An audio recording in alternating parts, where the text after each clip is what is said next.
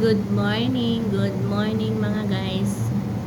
Ayan ang mga ibon namin sa labas. Hanap sila ng pagkain. Ayan. Kasi naubos na, marami sila dyan sa labas. Oh, kawawa naman. Parang gutom-gutom. Meow.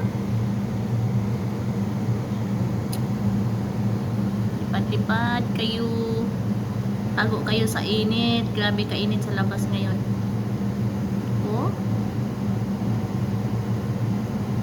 Super talaga.